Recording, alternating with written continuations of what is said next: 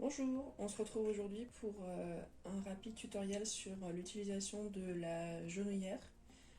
C'est un accessoire qui est fourni avec la machine.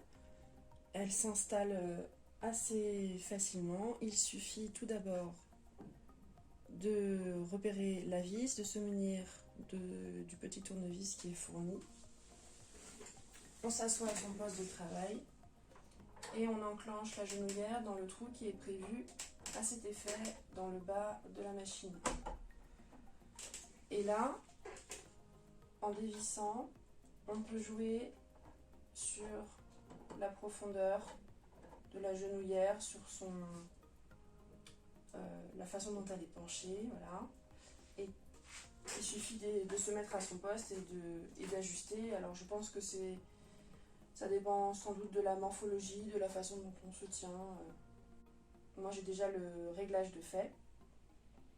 Donc je vais vous montrer rapidement comment on s'en sert, c'est pas très compliqué. Elle s'active avec la cuisse, il suffit d'écarter la jambe et de revenir.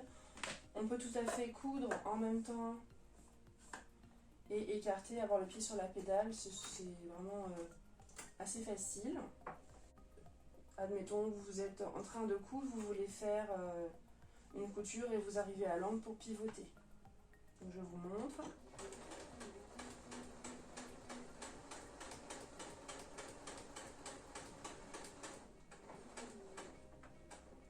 Là, j'arrive à la distance où je veux faire mon quart de tour. Je pousse la genouillère pour lever mon pied de biche et j'ai juste à faire tourner mon tissu. Je relâche et je repars. Je peux recommencer. Je tourne et je repars.